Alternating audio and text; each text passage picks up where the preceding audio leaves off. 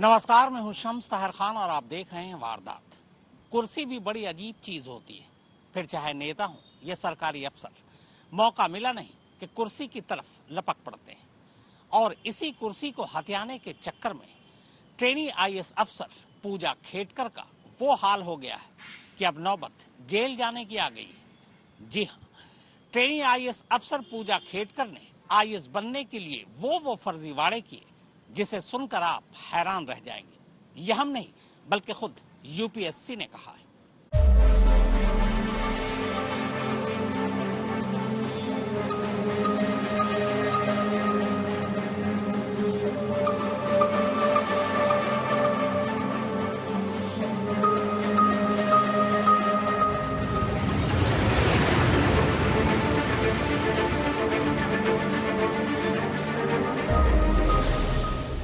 पुरानी कहावत है कि मुजरिम कितना भी शातिर क्यों न हो, एक गलती जरूर करता है और उसी एक गलती की वजह से उसका सारा भांडा फूट जाता है।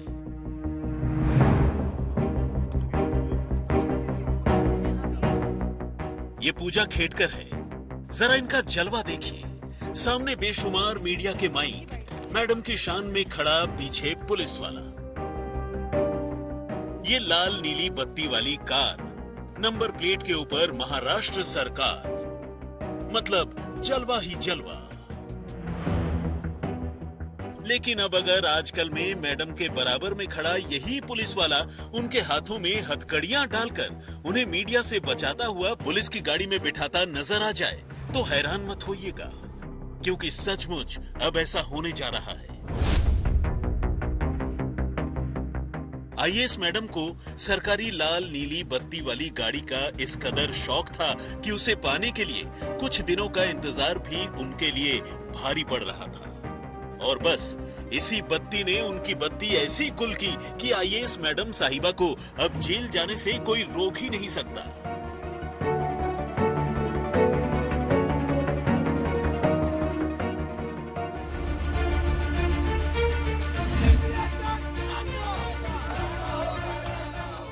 महीने भर से पूरे देश में डॉक्टर बनाने वाले नीट एग्जाम की धांधली को लेकर यूं ही हंगामा मचा हुआ है। अब उसी हंगामे के बीच खामोशी से यूपीएससी एग्जाम की धांधली को लेकर ऐसा शोर उठा कि देखते ही देखते ट्रेनी आईएएस पूजा खेडकर का नाम हर चैनल और अखबारों की सुर्खियों में था।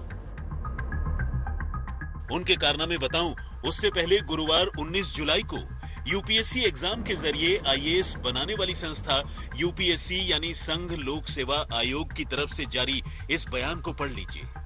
बाकी कहानी इसके बाद। इस बयान में यूपीएससी ने कहा है कि पूजा खेडकर ने यूपीएससी इम्तिहान में चयन के लिए यूपीएससी के नियमों के तहत मान्य अधिकतम सीमा से भी अधिक बार परीक्षा दी और उसका लाभ उठाया है। इस जांच से ये पता चला है कि उसने अपना नाम, अपने पिता और माता का नाम, अपनी तस्वीर, हस्ताक्षर, अपनी ईमेल आईडी, मोबाइल नंबर और पता बदलकर अपनी फर्जी पहचान बनाकर परीक्षा नियमों के तहत स्वीकार्य सीमा से अधिक प्रयास का धोखाधड़ी से लाभ उठाया। यूपीएससी ने यह भी कहा है कि उसने पूजा खेडकर के खिलाफ आपराधिक मुकदमा चलाने का फैसला किया है। इसके तहत थाने में जरूरी एफआईआर दर्ज कराई जा रही है।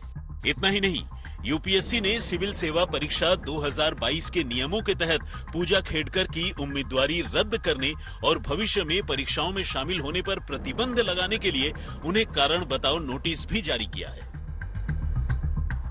यूपीएससी के इस बयान से साफ हो गया है कि आईएएस बनने के लिए पूजा ने तमाम तरह की धोखाधड़ी की। दरअसल यूपीएससी के एग्जाम में बैठने के लिए अलग अलग कैटेगरी के तहत उम्मीदवारों को अलग अलग मौके मिलते हैं। मसलन जनरल कैटेगरी का कोई भी उम्मीदवार 32 साल की उम्र से पहले तक कुल 6 बार यूपीएससी का एग्जाम दे सकता है। ओबीसी कैटेगरी के तहत 35 साल की उम्र तक कुल 9 बार इम्तिहान देने की छूट है, जबकि एससी एसटी कोटा के तहत 37 साल की उम्र तक यूपीएससी के इम्तिहान में बैठा जा सकता है। यूपीएससी के इस बयान से साफ है कि पूजा खेडकर ने एग्जाम क्लियर करने के लिए तय सीमा से ज्यादा बार इम्तिहान दिया और इसके लिए हर बार उसने नए नाम और नए पहचान का सहारा लिया। यहां तक कि इम्तिहान में बैठने के लिए अपने माँ बाप का नाम तक बदल डाला। पर यह धोखाधड़ी तो कुछ भी नहीं है, असली फर्जीवाड़ा तो कुछ और ही है। पर उस फर्जीवाड़े का भेद खुला कैसे, पहले उस कहानी को सुन लीजिए। दरअसल पूजा खेडकर ने 2022 में यूपीएससी का एग्जाम क्लियर किया था। ऑल इंडिया रैंक था 821, पर चूंकि वो इम्तिहान में OBC plus non creamy layer के कोटे से बैठी थी और साथ ही दिव्यांगता के कोटे से आई थी, लिहाजा 821 रैंक के बावजूद उन्हें आईएएस की कैटेगरी में रखा गया था। बाद में ट्रेनिंग के लिए सभी कामयाब छात्रों के साथ पूजा भी मसूरी के लाल बहादुर शास्त्री प्रशासन अकादमी में पहुंची। 2 साल की ट्रेनिंग में अब कुछ ही महीने बचे थे। इसी बीच उन्हें ट्रेनी आईएएस ऑफिसर के तौर पर असिस्टेंट कलेक्टर बनाकर पुणे कलेक्टरेट ऑफिस में तैनाती दे दी गई और बस यहीं से असली कहानी शुरू हुई।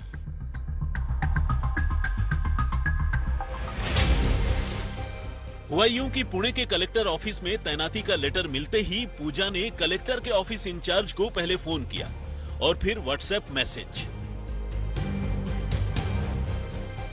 कहा कि वो वहां चार्ज लेने आ रही है, इसलिए उसके लिए लाल नीली बत्ती वाली सरकारी गाड़ी, बंगला, सुरक्षा के लिए कांस्टेबल और बाकी सरकारी इंतजाम कर दिया जाए। पर मैडम के कहने पर भी कुछ नहीं हुआ। लिहाजा तय तारीख पर मैडम कलेक्टर ऑफिस पहुंचती है। शायद उन्हें पता था कि उस दिन कलेक्टर सुहास दिवासे शहर में नहीं है। कलेक्टर ऑफिस पहुंचते ही उन्होंने कलेक्टर साहब के कमरे पर कब्जा कर लिया। उनका नेम प्लेट हटाकर अपना नेम प्लेट लगा लिया। कुर्सी, सोफा, फर्नीचर सब बाहर कर दिया। लेटरहेड से लेकर विजिटिंग कार्ड तक छप चुका था।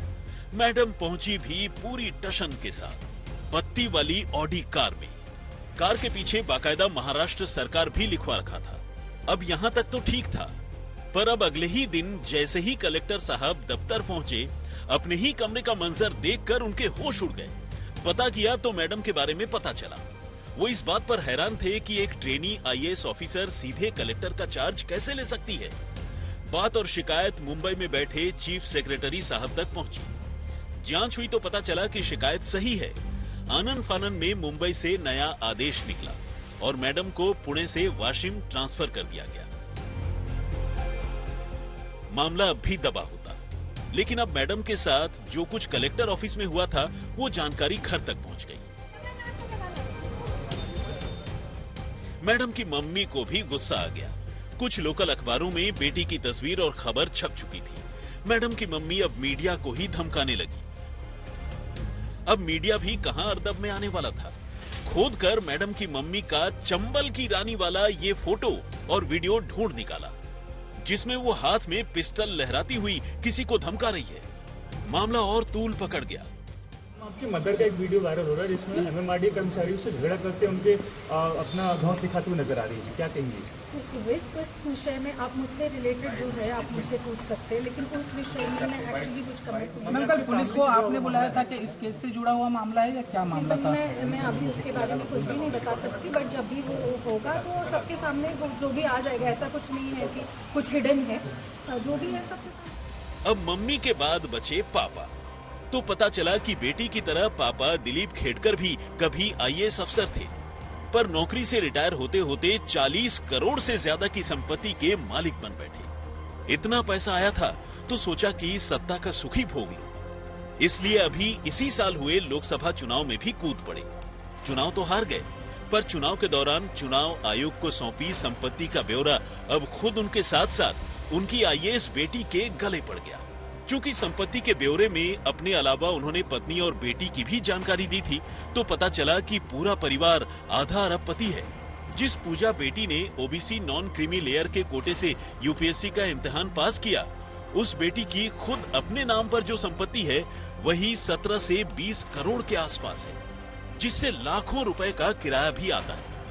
अब यूपीएससी के इम्तिहान में बैठने वाले नॉन क्रीमी लेयर के छात्रों का पैमाना ये है कि उनकी आमदनी सालाना 8 लाख से कम होनी चाहिए। तो लाल नीली बत्ती की छटपटाहट में करोड़ों की संपत्ति सामने आ गई। सवाल उठने लगे कि गरीबी का ये कौन सा कोटा है जो करोड़पतियों के हिस्से में आता है। अब बात निकल चुकी थी तो दूर तक जानी ही थी। अब मीडिया और मीडिया के कैमरे पूजा के खानदान की तरफ घूम चुके थे। मां का लहराता पिस्टल कानून के लपेटे में आ चुका था, लिहाजा अब गाज मां पर गिरी। मां को भी एहसास हो चुका था, लिहाजा अचानक वो गायब हो गई। लेकिन पुलिस तो पुलिस ठहरी, ढूंढ और सूंघ कर निकाल ही लिया। अब मां गिरफ्तार है और जेल में है।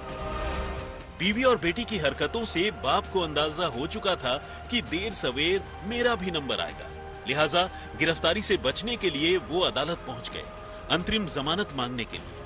बेटी की वजह से बाप की जायदाद जब जमाने के सामने आई तो एहसास हो चुका था कि नौकरी से इतनी कमाई और इतनी संपत्ति तो ईमानदारी से कमाई ही नहीं जा सकती, लिहाजा अब बाप की भी फाइल खुल चुकी थी। आईएएस ऑफिसर रहते हुए उन्होंने रिश्वत खाई, अब उसकी जांच हो रही है। पर मैडम आईएएस के पिता भी अब फरार हो चुके हैं, पुलिस उन्हें भी ढूंढ रही है। खेड़कर परिवार और विवादों का नाता हमेशा से ही एक साथ चलते आया है। फर्क सिर्फ इतना है कि ये अब उभर कर मीडिया के सामने आ रहा है। पूजा खेड़कर के पिता भी आईएएस थे और महाराष्ट्र पॉल्यूशन कंट्रोल बोर्ड में एज ए डायरेक्टर के पद से वो रिटायर हुए थे, लेकिन जब वो सर्विस में थे तब उन पर भी भ्रष्टाचार के आरोप लगे थे, जिसकी छानबीन एंटी करप्शन ब्यूरो द्वारा की जा रही है। अब इस मामले में एंटी करप्शन ब्यूरो भी सतर्क हो गया है और उन्होंने भी कई बार पूजा खेड़कर के पिता दिलीप खेड़कर को पूछताछ के लिए बुलाया था। तो वहीं पूजा खेड़कर की मां किसी लेडी डॉन से कम नहीं, उन्होंने किसानों को धमकाने के लिए बंदूक तक निकाली थी। उन पर यह मामला भी दर्ज हुआ है और जिसको लेकर पुलिस उनको तलाश कर रही थी और आखिरकार मनोरमा खेड़कर को पुलिस गिरफ्तार करने में कामयाब रही। 20 जुलाई तक मनोरमा खेड़कर को पुलिस कस्टडी में भेजा गया है और 20 जुलाई यानी कल उनको दोबारा कोर्ट में पेश किया जाएगा। तो वहीं पूजा खेड़कर भी अपने माता पिता के ही कदमों पर चल रही थी। यूपीएससी में ज्यादा अटेम्प्ट्स मिले, इसीलिए उन्होंने मल्टीपल डिसेबिलिटी सर्टिफिकेट्स बनवाए, अपनी जन्म तारीख बदली, माता पिता का नाम बदला और क्या कुछ नहीं किया। पुणे से ओंकार बाबले, मुंबई से दीपेश त्रिपाठी और दिल्ली से मनीषा झा के साथ सुप्रतिम बनर्जी, आज तक। मैडम सर को शायद यकीन नहीं था कि सिर्फ आरक्षण कोटा से ही काम चल जाएगा और वो आईएएस अफसर बन जाएंगे, इसीलिए उन्होंने दिव्यांग कोटा को भी अपना हथियार बनाया और मेडिकल सर्टिफिकेट पेश किया कि वो दिव्यांग है। लेकिन जब जांच कराने की बारी आई तो मैडम सर गायब। तो माँ बाप की तो ये कहानी हो गई। अब जरा आईएएस मैडम की कहानी सुन और समझ लेते हैं। नाम, पता, जात, माँ बाप, फोन नंबर, ईमेल आईडी, इन सब का फर्जीवाड़ा छोड़िए। मैडम के ऊपर जिस सबसे बड़े फर्जीवाड़े का इल्जाम है वो है खुद को दिव्यांग बताने का। दरअसल यूपीएससी एग्जाम में बैठने के दौरान पूजा खेड़कर ने खुद के दिव्यांग होने का एक सर्टिफिकेट दिया था। इस मेडिकल सर्टिफिकेट के मुताबिक उन्हें मानसिक दिक्कत है और नजरें कमजोर हैं, रोशनी जा रही है। मानसिक दिक्कत के बारे में उन्होंने बताया कि उन्हें चीजें याद नहीं रहती। यूपीएससी में ऐसे छात्रों के लिए बाकायदा दिव्यांग कोटा होता है, पर यहाँ तो मैडम पूजा के पास कोटा का दो हथियार था, एक ओबीसी नॉन क्रीमी लेयर का हथियार और दूसरा दिव्यांगता का हथियार। इन दोनों हथियारों के बलबूते पर उन्होंने यूपीएससी का इम्तिहान क्लियर किया और 2022 में ऑल इंडिया रैंक 821 के साथ आईएएस बन गए। हालांकि रिटर्न और इंटरव्यू को मिलाकर पूजा के जो कुल नंबर आए थे, अगर वही नंबर किसी जनरल कैटेगरी के स्टूडेंट को आता तो सवाल ही नहीं था कि वो ये इम्तिहान पास कर पाती। कमेटी ने आपको कब तक बुलाया स्टेटमेंट के लिए? क्या कमेटी की ओर से कोई नोटिस है? ये जो कमेटी का कम्युनिकेशन होता है, आपको भी पता है, इसको फ्री फ्रॉम एनी इंटरफेरेंस रखने के लिए ये पूरा कॉन्फिडेंशियल होता है, इसीलिए ये पब्लिक के साथ या मीडिया के साथ ये शेयर नहीं किया जा सकता। मैडम तुम्हारा कमेटी मैं नहीं कर सकती। मैम आपके पेरेंट्स से कोई बातचीत आपकी हुई है? मैं आपके कई सर्टिफिकेट सामने आए हैं जिसमें आप रूम खाली है ना? जो है वो भी आप फॉल्स करते हुए नजर आ रही हैं, आपके एज डिफरेंसेस नजर आ रहे हैं। See, the committee is set up for that. Whatever is there, whatever are the documents, whatever my submission is there, whatever the experts will decide, they will decide it. And I think we should wait for the decision of the committee and we should. तो IAS बनते ही madam अब मसूरी पहुंच गई। Training शुरू हो गई, पर UPSC के भी अपने कुछ कायदे कानून हैं। यूपीएससी चाहता था कि पोस्टिंग से पहले पूजा खेड़कर दिव्यांगता के अपने सारे सबूत और रिपोर्ट यूपीएससी को सौंप दे। इसके लिए यूपीएससी ने बाकायदा एम्स में पूजा की जांच कराने का फैसला किया। ये आम रूटीन है। यूपीएससी सिर्फ सरकारी अस्पतालों की रिपोर्ट को ही मानता है। यूपीएससी इस रिपोर्ट के जरिए इस बात की तस्दीक करना चाहता था कि पूजा को सचमुच मानसिक बीमारी है और उनकी नजरें कमजोर हैं। पूजा के मेडिकल टेस्ट के लिए यूपीएससी ने कुल 6 बार एम्स में डॉक्टरों से अपॉइंटमेंट लिया, पर हर बार पूजा बहाना बनाकर टेस्ट से बचती रही। यूपीएससी ने सबसे पहली बार 22 अप्रैल 2022 को पूजा को एम्स में टेस्ट के लिए जाने को कहा। पूजा नहीं गई। बाद में उसने बहाना किया कि चूंकि कोरोना है इसलिए वो अस्पताल नहीं जाना चाहती थी। इसके बाद 26 मई 2022 को दूसरी बार पूजा को एम्स जाने को कहा गया। वो तब भी नहीं गई। फिर 1 जुलाई 2022, 26 अगस्त 2022, 2 सितंबर 2022 और 25 नवंबर 2022 को भी पूजा को टेस्ट के लिए एम्स जाने को कहा गया। इस दौरान उसका एमआरआई भी किया जाना था ताकि ये पता किया जा सके कि उसकी रोशनी जाने की वजह क्या है। पर पूजा बार बार यूपीएससी के कहने के बावजूद टेस्ट के लिए नहीं गई। कुछ वक्त बाद पूजा ने एक प्राइवेट हॉस्पिटल का मेडिकल सर्टिफिकेट यूपीएससी को सौंप दिया, पर यूपीएससी ने किसी प्राइवेट हॉस्पिटल की रिपोर्ट लेने से इनकार कर दिया। इसी के बाद यूपीएससी ने पूजा का मामला कैट यानी सेंट्रल एडमिनिस्ट्रेटिव ट्रिब्यूनल के पास भेज दिया। कैट ने भी पूजा की दिव्यांगता को लेकर प्राइवेट हॉस्पिटल के मेडिकल सर्टिफिकेट को मानने से इनकार कर दिया। कायदे से इसके बाद पूजा की कहीं तैनाती होनी ही नहीं चाहिए थी। लेकिन हैरतअंगेज तौर पर इसी साल जून में पूजा को महाराष्ट्र कैडर देते हुए पुणे में ट्रेनी आईएएस ऑफिसर के तौर पर असिस्टेंट कलेक्टर बनाकर भेज दिया गया। पूजा की इस तैनाती का फरमान डीओपीटी यानी department of personal and training की तरफ से जारी किया गया था। डीओपीटी सीधे प्रधानमंत्री के अधीन आता है।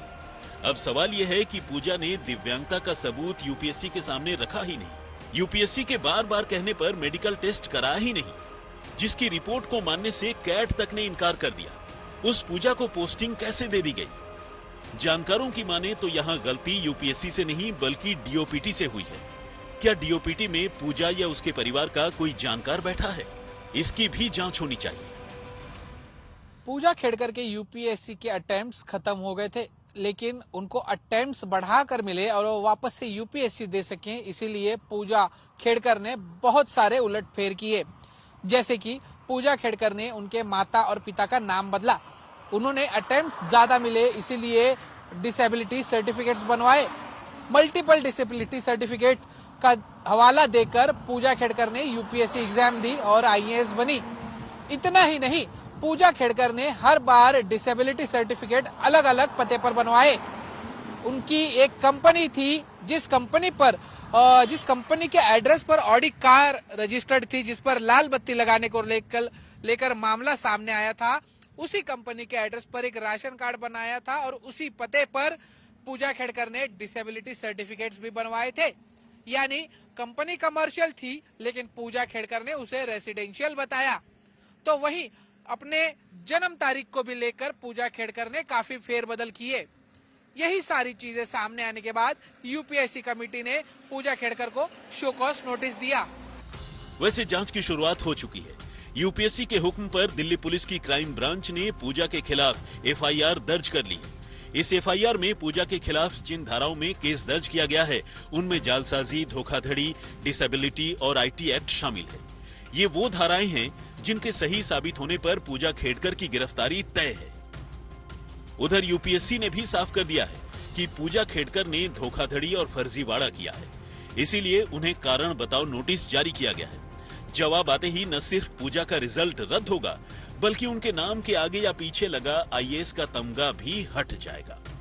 यानी कुल मिलाकर जिस आईएएस के तमगे के साथ लाल नीली बत्ती वाली गाड़ी पाने की बेसब्री में पूजा खेड़कर ने एक छोटी सी गलती की थी, वही छोटी सी गलती उसे कहां से कहां पहुंचा गई। अगर वो कुछ दिन और सब्र कर लेती तो क्या पता ये सारा फर्जीवाड़ा भी कभी सामने ही ना आ पाता। पुणे से ओंकार बाबले, मुंबई से दीपेश त्रिपाठी और दिल्ली से मनीषा झा के साथ सुप्रतिम बनर्जी, आज तक।